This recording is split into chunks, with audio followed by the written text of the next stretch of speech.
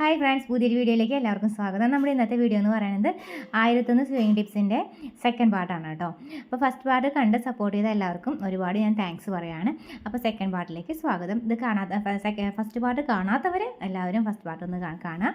അപ്പോൾ വീഡിയോ ഇഷ്ടമാണെങ്കിൽ ലൈക്ക് ചെയ്യുക. അപ്പോൾ സെക്കൻഡ് പാർട്ടിലേക്ക് സ്വാഗതം.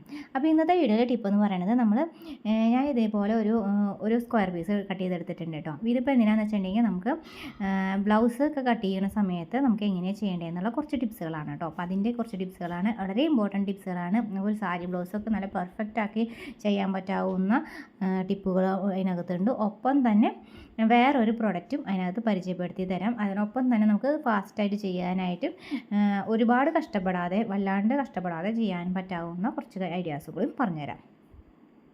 ഇപ്പോൾ നമ്മൾ ഇതിനകത്ത് ഒരു സ്ക്വയർ വരച്ചിട്ട് നമ്മൾ നെക്ക് ഒന്ന് ഷേപ്പ് ചെയ്ത് വരയ്ക്കും. ഇങ്ങനെയാണ് നമ്മൾ നെക്ക് ഷേപ്പ് ചെയ്ത് വരയ്ക്കുന്നത്. സ്ക്വയർ വരച്ചിട്ട് നെക്ക് ഷേപ്പ് ചെയ്ത് വരയ്ക്കുന്നത്. നമ്മളൊന്ന് ജസ്റ്റ് ഒന്ന് കട്ട് ചെയ്തെടുക്കാം കേട്ടോ.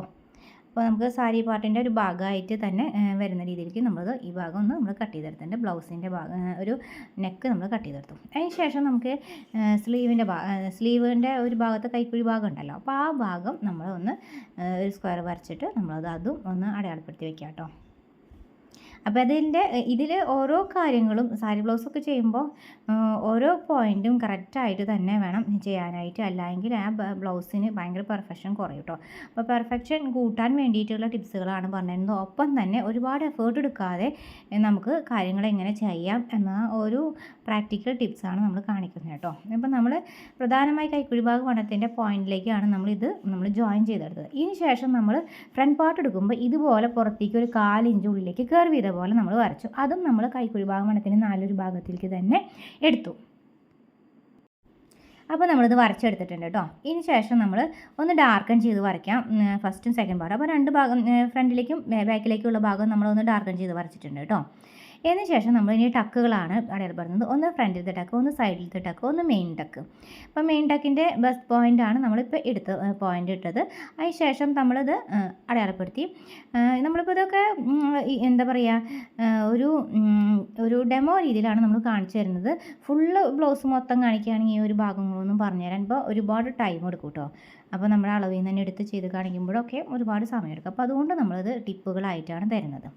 അപ്പോൾ നമ്മൾ പ്രധാന പോയിന്റിൽ നിന്ന് ഒരു ഇഞ്ച് താഴത്തേക്ക് ഇറക്കിയാണ് നമ്മൾ ഇതുപോലെ മെയിൻ ടക്ക് എടുക്കുന്നത്. ആദ്യം കറക്റ്റ് ബസ്റ്റ് പോയിന്റ് നമ്മൾ കറക്റ്റ് എടുത്തതിന് ശേഷം താഴത്തേക്ക് എടുത്തതിന് ശേഷമാണ് ഒരു ഇഞ്ച് താഴേക്ക് ഇറക്കിയ ശേഷമാണ് ഈ മെയിൻ ടക്ക് നമ്മൾ അടയാളപ്പെടുത്തുക. അതുപോലെ ഫ്രണ്ട് ടക്ക് നമുക്ക് അതിന് ശരിക്ക് ബസ്റ്റ് പോയിന്റിൻ്റെ നേരെ തന്നെയാണ് നമ്മൾ ഫ്രണ്ട് ടക്ക് എടുത്തത്. പിന്നെ നമ്മൾ സൈഡ് ഭാഗത്തെ ടക്ക് എന്ന് പറഞ്ഞാൽ കുറച്ച് താഴത്തേക്ക് ഇറങ്ങിയ രീതിയിൽ എടുക്കുന്നതാണ് കുറച്ചും കൂടി ഭംഗി. എപ്പോഴും ഏതൊരാൾക്കും ഭംഗി ഇങ്ങനെ തന്നെയാണ്. കൂടുതൽ ബോഡി ലാംഗ്വേജിനും താഴത്തേക്ക് ഇറങ്ങിയ രീതിയിൽ സൈഡ് ടക്ക് ഇടുന്നതാണ്. പിന്നെ നമ്മൾ കൈക്കുഴി ഭാഗത്തെ ടക്ക് എടുത്തത് കണ്ടില്ലേ. അപ്പോൾ ഇതിൻ്റെ സെൻറ്റർ പോയിൻറ്റിൻ്റെ ഉള്ളിൽ നിന്നാണ് നമ്മൾ എടുത്തത്. അപ്പോൾ ആ രീതിക്ക് വേണം നമ്മൾ ടക്കുകൾ മാർക്ക് ചെയ്യാനായിട്ട് കേട്ടോ. അപ്പോൾ നമ്മളത് സൈഡ് കർവ് നമ്മൾ കട്ട് ചെയ്ത് കളഞ്ഞിട്ടുണ്ട്. ഇനിയിപ്പോൾ ഈ പോയിൻറ്റ്സുകൾ നമ്മൾ എങ്ങനെയാണ് അടയാളപ്പെടുത്തി വയ്ക്കേണ്ടതെന്ന് വെച്ചിട്ടുണ്ടെങ്കിൽ ഇതുപോലെ ഒന്ന് കട്ട് ചെയ്ത് കൊടുക്കണം. ചെറുതായിട്ട് ഓരോ നോച്ചസ് ഇട്ട് കൊടുക്കണം. ഓക്കെ, ഇത് 4 സൈഡിലും ഇതുപോലെ തന്നെ പതിയെ പിടിച്ചിട്ട് ഇങ്ങനെ കറക്റ്റ് പോയിന്റിൽ തന്നെ പിടിക്കണം കേട്ടോ. അങ്ങനെ പിടിച്ചില്ല എങ്കിൽ ചെറുതായിട്ട് വ്യത്യാസങ്ങൾ വരും. അത് വ്യത്യാസം വരാതെ വേണം നമ്മൾ ചെയ്യാനായിട്ട്. അപ്പോൾ വളരെ ശ്രദ്ധിച്ച് വേണം ഇതുപോലെ ടക്കുകൾ നോച്ചസ് ഇട്ട് കൊടുക്കുമ്പോൾ ശ്രദ്ധിക്കാനായിട്ട്. പിന്നെ മെയിൻ ടക്കിന് 2 സൈഡിലും ഇതുപോലെ ടക്ക് ഇട്ട് കൊടുക്കണം കേട്ടോ. ഇതിപ്പോൾ നമ്മൾ മെയിൻ ടക്കിൻ്റെ സ്ട്രെയിറ്റ് ലൈനിൽ മാത്രം നമ്മൾ കട്ട് ചെയ്തിട്ടുള്ളൂ. പിന്നെ നമ്മളിതുപോലെ നോച്ചസ് ഇട്ട് കൊടുക്കുന്നത് അതിൻ്റെ തന്നെ സൈഡിലേക്ക് നമ്മളിപ്പോൾ ഇട്ടിട്ടുണ്ടായിരുന്നില്ല, ആ ഭാഗത്ത് നമ്മളിതുപോലെ തന്നെ കട്ട് ചെയ്ത് കൊടുത്തു, ഒരു നോച്ചസ് ഇട്ട് കൊടുത്തു. ഇനി നമുക്കിത് ഇപ്പോൾ നമുക്ക് ഒരു ഭാഗത്തെ വർക്കല്ലേ കഴിഞ്ഞുള്ളൂ.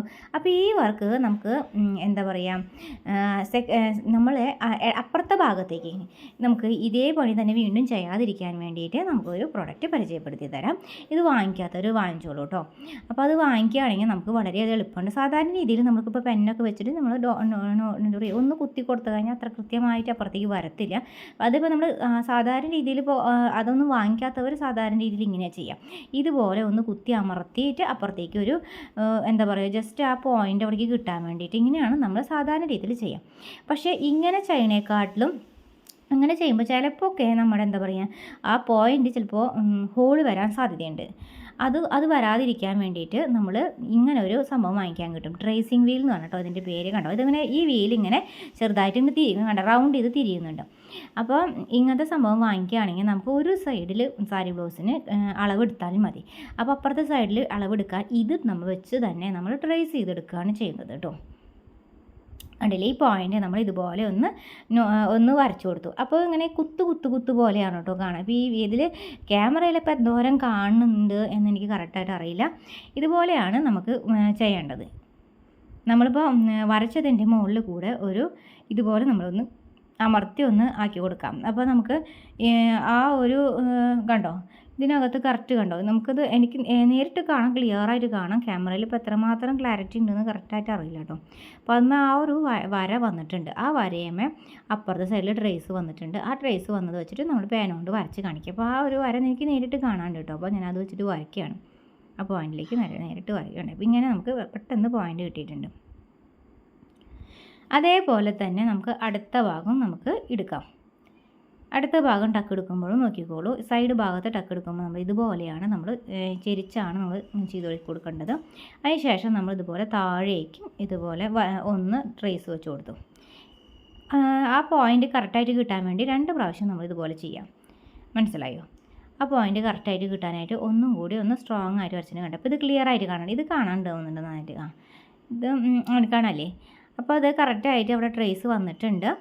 അപ്പോൾ നമുക്ക് ഇനി അവിടെ പേന വെച്ച് വരച്ചു കൊടുക്കാം. ആ പോയിൻ്റ് കറക്റ്റായിട്ട് കിട്ടിയിട്ടുണ്ട്. അപ്പോൾ നമ്മളിത് വരച്ചെടുക്കുകയാണ് കേട്ടോ.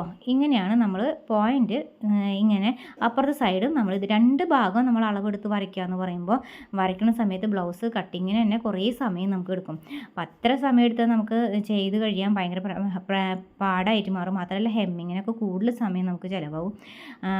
അത് പിന്നെ ഹെമ്മിങ് ചെയ്യുമ്പോൾ കറക്റ്റ് കാണിയിൽ തന്നെ ചെയ്യണം കേട്ടോ. അപ്പോൾ അതൊക്കെയാണ് ബ്ലൗസിന് കൂടുതൽ പെർഫെക്ഷൻ ഉണ്ടാക്കുന്നത്. അതേപോലെ മെയിൻ ടക്ക് കണ്ടോ, മെയിൻ ടക്കിൻ്റെ 2 സൈഡിലേക്ക് ഇതേപോലെ സ്പേസ് കിട്ടുന്ന ഭാഗവും ഇതേപോലെ തന്നെ നമ്മൾ ചെയ്തെടുക്കണം. അതേപോലെ തന്നെ ഇപ്പുറത്തെ മെയിൻ ടക്കിൻ്റെ ഇപ്പുറത്തെ ഭാഗത്തും നമ്മളിതുപോലെ പോയിൻ്റ് ഇട്ടു. കണ്ടോ, ഇപ്പോൾ പോയിൻ്റ് ഇടാനായിട്ട് എളുപ്പമല്ലേ, നല്ല എളുപ്പമല്ലേ നമുക്കിത് ചെയ്യാനായിട്ട്. ഇനി ഇതിന് കഴിഞ്ഞ ശേഷം ഇനിയും ഇതിനകത്ത് കുറച്ചും കൂടി ടിപ്പ് ഞാൻ തരുന്നുണ്ട് കേട്ടോ. ഈ ടിപ്പുകളൊക്കെ അറിഞ്ഞിരുന്നു കഴിഞ്ഞിട്ടുണ്ടെങ്കിൽ ബ്ലൗസൊക്കെ നമുക്ക് തയ്ക്കുമ്പോഴും എളുപ്പമുണ്ടാവും. മാത്രമല്ല നമുക്ക് അത് വെയർ ചെയ്യാനും അതിൻ്റെ ഒരു പ്രത്യേക പെർഫെക്ഷൻ തന്നെയാണ് കേട്ടോ. അതാണ് അതിൻ്റെ ഒരു പ്രത്യേകത എന്ന് പറയുന്നത്. അപ്പോൾ ഇതുപോലെ സൈഡ് ടക്ക് ഇടുമ്പോൾ നമ്മളെപ്പോഴും ആ ബസ് പോയിന്റിൽ നിന്ന് സൈഡിലേക്ക് ഇറങ്ങി നിൽക്കുന്ന രീതിയിൽ, സെൻറ്റർ പോയിന്റ് കുറച്ച് താഴേക്ക് ഇറങ്ങി നിൽക്കുന്ന രീതിയിൽ ഇതുപോലെ വേണം നമ്മൾ ടക്ക് കൊടുക്കാൻ കേട്ടോ. ഇങ്ങനെ കൊടുക്കുമ്പോഴാണ് നമ്മുടെ സാരി ബ്ലൗസിൻ്റെ ടക്കുകൾക്ക് പെർഫെക്ഷൻ കിട്ടുള്ളൂ. ആണല്ലേ? ഇതുപോലെ ആയിരിക്കണം നമ്മൾ ബ്ലൗസിന് ടക്കുകൾ കൊടുക്കേണ്ടത്. പിന്നെ ആ കുറച്ച് സ്പേസുകൾ അതിനകത്ത് വിടണം സെൻറ്റർ പോയിന്റിൽ. അപ്പോഴാണ് നമുക്ക് അതിനകത്ത് കറക്റ്റ് ആ പെർഫെക്ഷൻ വരുള്ളൂ, കപ്പ് സൈസിന് പെർഫെക്ഷൻ കിട്ടുള്ളൂ കേട്ടോ. ഓക്കെ, അപ്പം പിന്നത്തെ പോയിൻ്റ് എന്ന് പറയുന്നത് അടുത്ത പോയിൻ്റാണ് നമ്മൾ പറഞ്ഞു തരുന്നത്. ഇതുപോലെ നമ്മൾ 1/4 ഇഞ്ച് അപ്പുറത്തോട്ടും ഇപ്പുറത്തോട്ടും, ഇപ്പോൾ 4.5 4.5 ഞാനിപ്പോൾ വെച്ചത് കേട്ടോ, ടേപ്പ് വെച്ചത്. അതിൻ്റെ അപ്പുറം 1/4 ഇഞ്ച് നമ്മളിത് വരച്ചെടുത്തിട്ടുണ്ട്. അതിന് ശേഷം നമ്മൾ സ്കെയിൽ വെച്ചിട്ട് ആദ്യമായിട്ട് തയ്ക്കുന്നവർക്കൊക്കെ ഈ ഒരു ഐഡിയ പഠിച്ചു വെച്ചോളൂ. ഇങ്ങനെ തന്നെ ചെയ്യുകയാണെങ്കിൽ വളരെ എളുപ്പമായിട്ട് നമുക്ക് ചെയ്യാൻ പറ്റും കേട്ടോ. അപ്പോൾ ഇതേപോലെ നമ്മൾ സ്കെയിൽ വെച്ച് വരച്ചെടുത്തിട്ടുണ്ട്. ഇതിന് ശേഷം ഇതുപോലെ ഫ്രണ്ടിലത്തെ ടക്കിൽ നമ്മൾ ഇതുപോലെ തന്നെ 1/4 ഇഞ്ച് വെച്ചിട്ട് അപ്പുറം അടയാളപ്പെടുത്തി. 1/4 ഇഞ്ച് എന്നുള്ളത് കൂടാൻ പാടില്ല കേട്ടോ. അതാണ് പ്രത്യേകം ശ്രദ്ധിക്കേണ്ടത്. ബ്ലൗസിനൊന്നും അധികം തുണി കിട്ടില്ല. പൊതുവേ ആവശ്യമുള്ളതിനേക്കാട്ടിലും ആളുകൾ അളവ് കുറവാണ് തരിക. തുണി എപ്പോഴും തരുന്നത് വളരെ കുറവായിട്ടേ നമുക്ക് തരുള്ളൂ അവരെടുക്കുമ്പോൾ തന്നെ. അപ്പോൾ നമുക്ക് വളരെയധികം ശ്രദ്ധിച്ച് വേണം ബ്ലൗസ് കട്ട് ചെയ്യാനായിട്ട്. പലപ്പോഴും ബാൻഡിനൊക്കെ നമുക്ക് തുണി എടുക്കുമ്പോൾ നമ്മൾ തുണി എടുത്ത് വെക്കേണ്ടി വരും. അവരുടെ ഒരു ഫ്രണ്ടിൽ വയ്ക്കുന്ന ഏറ്റവും മുകളിലത്തെ പീസ് മാത്രമാണ്, ഫ്രണ്ടിലത്തെ 2 പീസിലും 2 സൈഡിലത്തെയും ഓരോ പീസ് മാത്രമേ അവരുടെ ബ്ലൗസിൽ നിന്ന് തുണിയിൽ നിന്ന് കിട്ടാറുള്ളൂ. കൂടുതൽ ആളുകളും അങ്ങനെ തന്നെയാണ് നമുക്ക് തന്നിട്ടുള്ളത്. അപ്പോൾ അതുകൊണ്ട് അതിൽ നിന്ന് മനസ്സിലായത് ഏറ്റവും കൂടുതൽ ആളുകൾ ബ്ലൗസിന് മെറ്റീരിയൽ എടുക്കുമ്പോൾ അളവ് കുറച്ച് കുറവാണ് എടുക്കുക എന്നുള്ളതാണ്. അപ്പോൾ അതുകൊണ്ട് വളരെയധികം ശ്രദ്ധിച്ച് വേണം തുണി കട്ട് ചെയ്യാനായിട്ട് കേട്ടോ.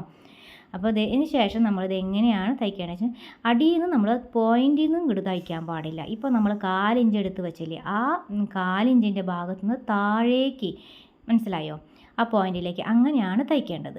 അതായത് 4 ഇഞ്ച് നമ്മൾ അപ്പുറം ഇപ്പുറം സൈഡ് ഇട്ടില്ലേ, പിന്നെ അതുപോലെയാണ് തയ്ക്കേണ്ടത്. ഇതുപോലെ മെയിൻ ടക്ക് വയ്ക്കുമ്പോൾ ഇതുപോലെ ആ ഷോൾഡർ ഭാഗം ഇങ്ങനെ നിവർത്തി പിടിച്ച ശേഷം വേണം നമ്മൾ തയ്ക്കാൻ. അതും ഇതുപോലെ കണ്ടോ, മുകളിൽ നിന്ന് വേണം നമ്മൾ ഇപ്പോൾ സൈഡിലില്ലേ, ഇപ്പോൾ ഇത് സ്ട്രെയിറ്റ് ആയിട്ട് വെച്ച ശേഷം നമ്മളിപ്പോൾ മെയിൻ ടക്കിന് കണ്ടോ ഈ സൈഡിൽ നിന്ന് ആ പോയിൻറ്റിലേക്ക് തയ്ച്ച് നിർത്താം. പോയിൻറ്റിലേക്ക് തയ്ച്ച് കറക്റ്റായിട്ട് നിർത്തരുത്, അവിടെ കെട്ടിടാനേ പാടില്ല എന്ന് മാത്രമല്ല ഏറ്റവും ചെറിയ കാണിയിലിട്ട് താഴേക്ക് കുറച്ച് ഒരു 2 ഇഞ്ച് 1 ഇഞ്ചിന് മുകളിൽ 1.5 ഇഞ്ച് 2 ഇഞ്ചോളം നമ്മളിങ്ങനെ ആ മെഷീനിൽ തന്നെ വെച്ചിട്ട് ആ ഒരു അങ്ങനെ കണ്ടിന്യൂഷനിൽ തയ്ക്കണം. അപ്പോൾ വീഡിയോ ഇഷ്ടമായ എല്ലാവരും ലൈക്ക് ചെയ്യുക, സബ്സ്ക്രൈബ് ചെയ്യുക. താങ്ക്